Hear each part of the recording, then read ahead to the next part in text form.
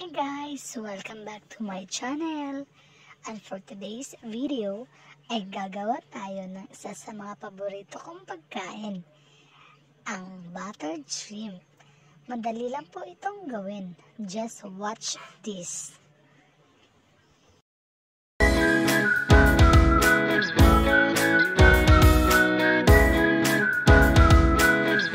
At ito po ang ating mga ingredients. First po is painitin po natin ang kawali and then i-add natin ang butter hanggang sa matunaw ito o mag-melt.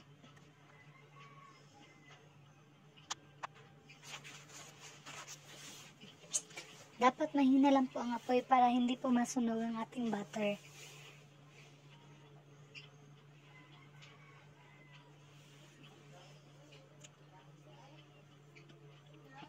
After po mag-melt, pag na-melt na po yung butter, and then, tsaka lang po natin i-add ang garlic. Isang buong garlic po yung yung binili ko, yung nilagay ko dyan. Tapos, in-slice ko po ng maliliit.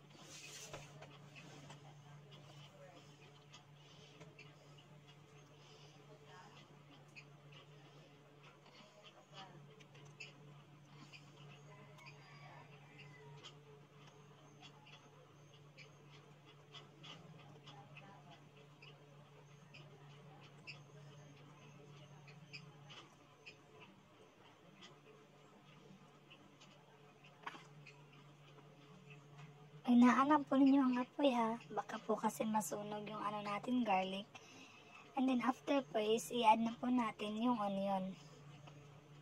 Isang buong onion din po yung nilagay ko dyan. Bali, in-slice ko po siya ng maliliit. Haluin lang po ninyo ng haluin para iwas sunog.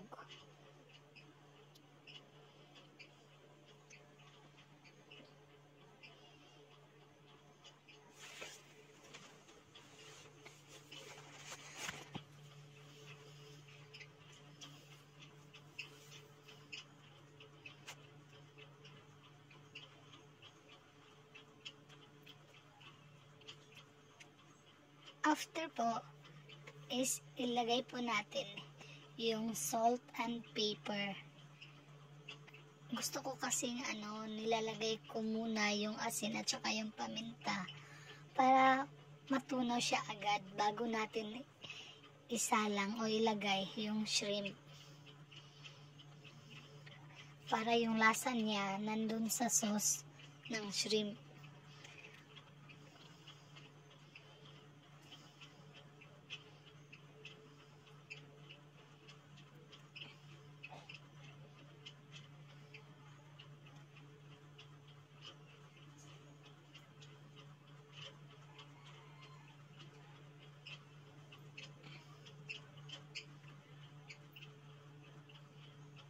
Pag medyo golden brown na po yung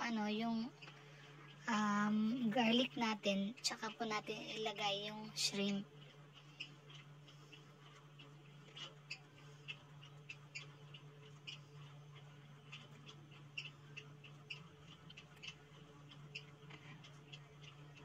And then haluin ng mabuti.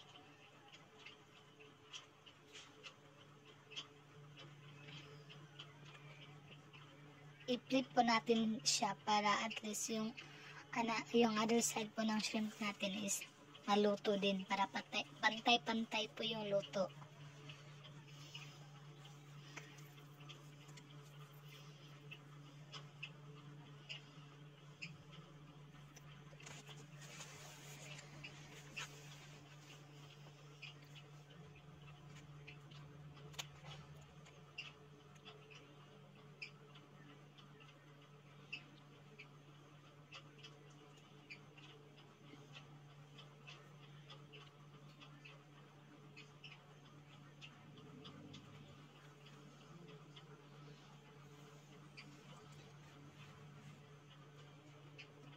And after po, lagyan po natin ng 1 1/2 cup Sprite. Pwede din po kayong gumamit ng pineapple juice. Ako po kasi Sprite po yung ginamit ko.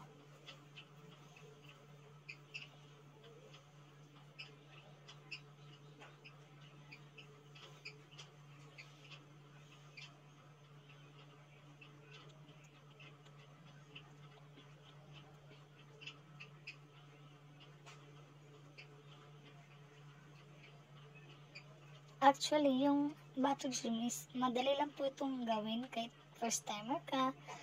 Basta ang dali niyang gawin, walang kahirap-hirap.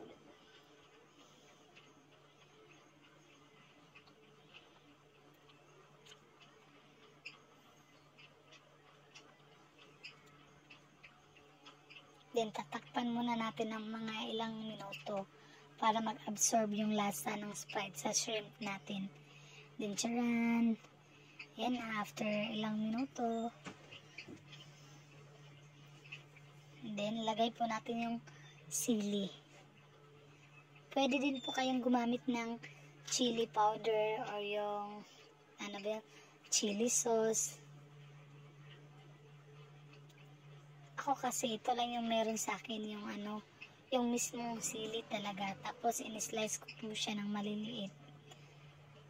Mas masarap kasi pag medyo maanghang yung natin, yung shrimp. Maanghang na matamis-tamis. And then, add po natin ng brown sugar. Para sweet and spicy po yung yung buttered shrimp natin. Yung nilagay ko pong sugar is 1 tablespoon, 1 and 1/2 tablespoon po. Pwede po kayong gumamit ng white sugar. Then, haluin po natin mabuti para yung lasa niya ma-absorb din sa shrimp sa loob.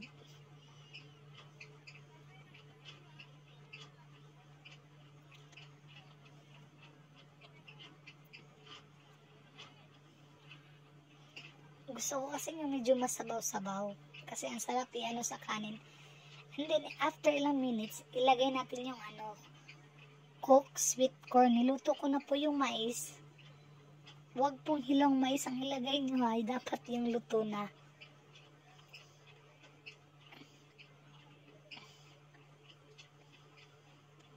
Tapos, i-mix din natin para at least yung lasa ng sauce ng shrimp is ma-absorb din sa mais.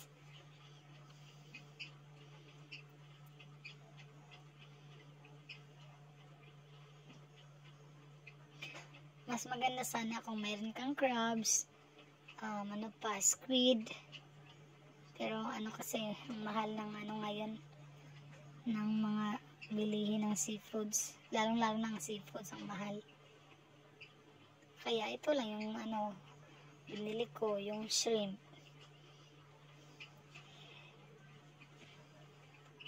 And then, takpan muna natin ng mga 2 minutes. Then, charan! Ayan na po. O, diba?